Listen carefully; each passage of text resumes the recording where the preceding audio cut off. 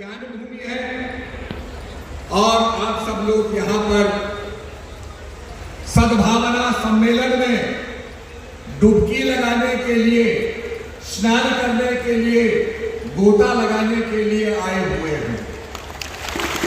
रामचरितमानस ने कहा है, मुद मंगलमय संत समाजू, जो जग जंगम तीरथ राजू, राम भक्त जहां सुरसरी धारा, सरसई ब्रह्म विचार प्रचारा। जहां प्रभु की भक्ति, राम की भक्ति सरस्वती के समान है, जहां पर जंगम तीर्थ है, चलता फिरता प्रयागराज है। एक समय समुद्र ने नदियों से पूछा कि भाई तुम्हारा पानी तो मीठा है और मेरा पानी बड़ा खारा है। तो सारी नदियां हंसने लगी, कहने लगी कि हम बहते हुए चलते हैं, हम बांटते हुए चलते हैं, हम लोगों को देते हुए चलते हैं और आप किसी को देते नहीं हो, सब कुछ समा लेते हो, इसलिए आप समाज में हम बांटते हुए चलेंगे, समाज में हम देते हुए चलेंगे। निश्चित रूप में ये हमारे ऋषियों की भावना रही। ऋषियों ने अपने गोत्र के लिए नहीं, अपने समाज के लिए नहीं, अपनी जात के लिए नहीं, बल्कि उन्होंने परम प्रभु से प्रार्थना की कि सर्वे भवन्तु सुखिनः, सर्वे सन्तु निरामयाः। आपने देखा होगा दुनिया के अंदर बड़ी हलचल मची है, टैरिफ पे टैरिफ लग रहे हैं और लड़ाई युद्ध की तैयारियां हो रही हैं। ऐसी स्थिति के अंदर हमारे ऋषियों ने कहा, सर्वे भवन्तु सुखिनः, सारी दुनिया के अंदर शांति हो, सब सुखी हो, सब निरोग हो, ये भगवान से प्रार्थना की। और ये तभी हो सकता है जब हमारी आत्मा एलिवेटेड हो। आपने देखा होगा, मैं आपको देख रहा हूं, मैं और ऊपर जाऊंगा तो मुझे पंडाल दिखाई देगा, और ऊपर जाऊंगा तो पूरे हरिद्वार का नजारा दिखाई देगा। जितना मैं ऊपर एलिवेटेड होता जाता हूं, उतना विस्तार से मैं देखता हूं। हमारे ऋषि मुनियों की आत्मा इतनी विस्तृत हो गई थी, इतनी विशाल हो गई थी कि उन्होंने प्रभु से, विश्वात्मा प्रभु से कहा, सर्वे भवन्तु सुखिनः, सर्वे सन्तु निरामयाः, सब सुखी हो।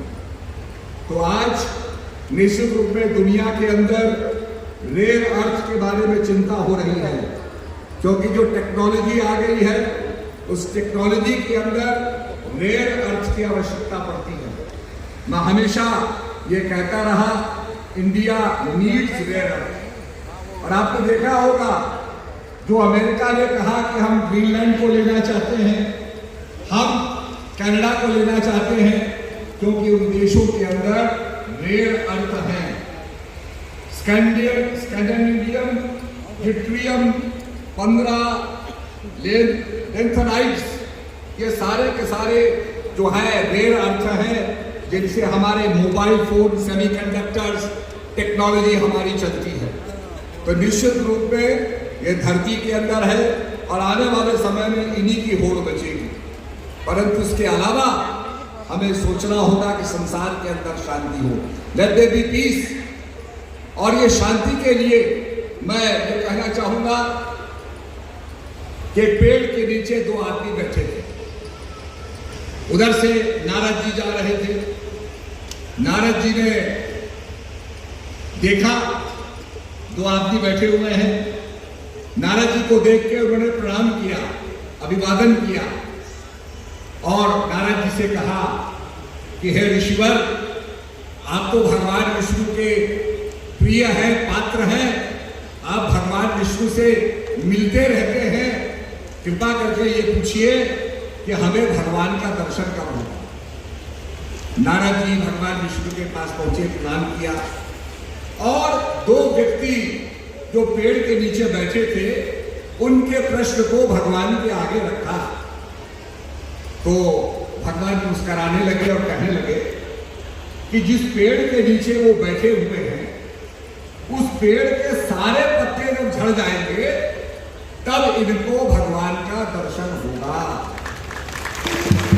नारद जी लौटे, रास्ते में वही दो व्यक्ति मिले, पेड़ के नीचे बैठे हुए थे, प्रतीक्षा कर रहे थे कि नारद जी आएंगे और भगवान का रहवार, भगवान का संदेश लेकर के आएंगे। नारद जी ने कहा, भाई आपकी समस्या, आपकी बात मैंने भगवान के आगे रख दी और भगवान विष्णु ने कहा है कि जिस पेड़ के नीचे आप लोग बैठे हुए हैं जब उसके सारे पत्ते झड़ जाएंगे तो आपको भगवान का दर्शन हो जाएगा। तो उसमें एक आदमी जो था उसने अपना थैला बांधा, कपड़े अपने तय किए और उसने कहा, भाई मैं तो घर जा रहा हूं, पता नहीं ये पत्ते कब झड़ेंगे, बड़ा समय व्यतीत हो जाएगा। उसने सारा सामान बांध करके घर की ओर प्रस्थान कर दिया। दूसरा जो व्यक्ति था वो उस पेड़ के नीचे नाचने लगा। जब नाचने लगा तो थोड़ी देर में भगवान प्रकट हो गए। नारद ने कहा, प्रभु आपने तो कहा था कि जब सारे पत्ते झड़ जाएंगे तब आप इनको दर्शन देने आएंगे, ये तो आप अभी आ गए, ये आदमी नाच रहा है और आप तत्काल आ गए। तो भगवान विष्णु कहने लगे, मैं दर्शन देने नहीं आया हूं, मैं इस आदमी का दर्शन करने आया हूं। ये आदमी संतोष इसके अंदर है कि सारे पत्ते झड़ जाएंगे तब इसको भगवान का दर्शन होगा। ऐसे आदमी को देखने के लिए मैं भी प्रकट हो गया हूं। मैं दर्शन देने नहीं, इसके दर्शन करने आया हूं। निश्चित रूप में हम भी दर्शन करते हैं जिनके अंदर भगवान की निष्ठा होती है, भगवान की भक्ति होती है। आपने देखा होगा कि विज्ञान में हम पढ़ते हैं कि ऑक्सीजन बनाने के लिए, मैं बड़े सरल तरीके से बताऊंगा, ऑक्सीजन को बनाने के लिए हम लोग एक पोटेशियम क्लोरेट नमक को गर्म करते हैं, हीट करते हैं, और जब हीट करते हैं तो पोटेशियम क्लोरेट क्लोराइड में बदल जाता है, उसमें से ऑक्सीजन निकलता है। ठीक इसी प्रकार से साइंस कहती है कि इस प्रोसेस को आप तेज करना चाहते हैं तो आपको उसमें मैग्नीज डाइऑक्साइड डालना पड़ेगा, जो कैटलिस्ट का काम करता है। मैग्नीज डाइऑक्साइड के अंदर तो ऑक्सीजन नहीं होती, वो केवल कैटलिस्ट बन करके और ऑक्सीजन को और तेजी से, व्याख्या के साथ, तेजी के साथ एक्सेलरेट करता है, प्रोसेस को गतिमान करता है। ठीक इसी प्रकार से आप जब साधना करते हैं तो गुरु महाराज जो है वो आपके प्रोसेस को एक्सेलरेट करते हैं। और एक शेर ने गऊ को देखा, उसने कहा भोजन मिल गया, खाना हो गया, अब मैं भोजन करूंगा इस गऊ का। वो गऊ के पीछे दौड़ा, गऊ भागी। आगे एक बहुत बड़ा तालाब था जिसपे गारा था, गऊ गारे में उतर गए अपने को बचाने के लिए, पीछे पीछे शेर भी उतर गया। थोड़ी दूर के जाने के बाद वो गारा बड़ा सख्त था और गांव उसमें फंस गया, परंतु उस गाय के पीछे 15 कदम पीछे शेर भी फंस गया। थोड़ी देर के बाद गांव ने धैर्य की सांस ली, संतोष की सांस ली कि चलो तेरे पीछे शेर जो है 15 कदम पीछे है। तो गौ कहने लगी कि अरे शेर, तेरा कोई मालिक है? शेर ने कहा मेरा कोई मालिक नहीं है, मैं तो खुद ही अपना मालिक हूं, मैं तो जंगल का राजा हूं। तो उसने कहा तू जंगल का राजा है, तुझे ढूंढने कोई नहीं आएगा, मेरा मालिक है। गौ कहती है मेरा मालिक है, मेरा मालिक मेरा मालिक गारे से। तो जिनके गुरु होते हैं, जिनका मालिक होता है, वो गारे से निकाले जाते हैं।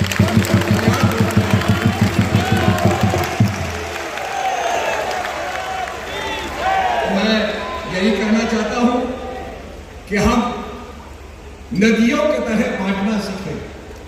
हमारे मुख्यमंत्री जी पूरे उत्तराखंड और देश की सेवा में लगे हुए। आपने शीतकालीन यात्रा को प्रोत्साहित किया।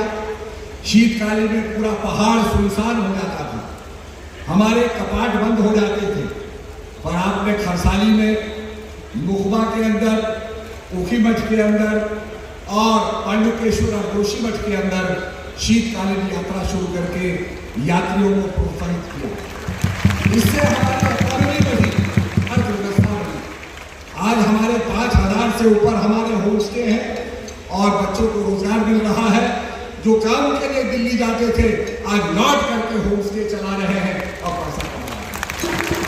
हाल ही में चारधाम यात्रा के लिए आपने बढ़त मीटिंग की, सारा उसमें सोच विचार किया, कैरिंग कैपेसिटी से, सरल तरीके से और सरस यात्रा हमारी हो, उसके लिए आपने आदेश किए हैं। इसके साथ साथ नंदा देवी राजजात यात्रा होने वाली है, उसके लिए भी आप पूरी तरीके से प्रयत्नशील है। तो मैं ये कहना चाहता हूं कि हमारे मुख्यमंत्री जी दिन रात सबका सहयोग लेते हुए, जैसे भगवती ने देवताओं का सहयोग लिया, इसी प्रकार से सबका सहयोग लेकर के जैसे नदियां बांटने का काम करती हैं, उसी तरीके से आप भी लोगों को बांटते हुए, लोगों की सेवा करते हुए आगे बढ़ रहे हैं। मैं अंत में मुख्यमंत्री जी से आग्रह करूंगा कि पहले भी आप इस मैदान में आए थे और आपसे हमने आग्रह किया था कि इसकी 4 दीवारी बन जाए तो ये ग्राउंड बड़ा सुरक्षित हो जाएगा, कुछ 100 शौचालय बन जाए, इसकी 4 दीवारी हो जाए तो ये चारधाम यात्रा का मुख्य स्थल बन जाएगा, केंद्र बन जाएगा, जहां से यात्रा प्रारंभ की जाएगी। तो अतः मैं आपके बीच में फिर दोहराते हुए मुख्यमंत्री जी से ये आग्रह करूंगा कि वो इसकी स्वीकृति प्रदान करें। इन्हीं शब्दों के साथ हृदय से मैं उनका आभार व्यक्त करता हूं। आइए मिलकर के देश को मजबूत करें। ये नदियां जो थी सब समुद्र में मिलना चाहती थी पर समुद्र तक पहुंच नहीं पाई, तो सबने निश्चय किया चलो मिलकर के बहें। तो आपने देखा होगा विष्णुप्रयाग में अलकनंदा और धौली आती है, उसके बाद रुद्रप्रयाग में मंदाकिनी आती है और अलकनंदा आती है, और देवप्रयाग में भगीरथी आती है और अलकनंदा आती है। सारी नदियां जब मिल गई तो ये समुद्र तक पहुंच गई। हम भी सब मिलकर काम करेंगे तो अपने लक्ष्य की प्राप्ति करेंगे। तो हमारा लक्ष्य है कि भारत को हम विश्व गुरु बनाए। आज मैं प्रधानमंत्री जी को बहुत बहुत बधाई देना चाहता हूं, जिन्होंने मुखबा में आकर के और आदि कैलाश में आकर के हमारी यात्रा को बहुत ही प्राणवान किया, गतिमान किया और हमारे भारत को विश्व गुरु बनाने के लिए आज वो अथक परिश्रम कर रहे हैं। उनका हम अभिनंदन और अभिवादन करते हैं। इन्हीं शब्दों के साथ भारत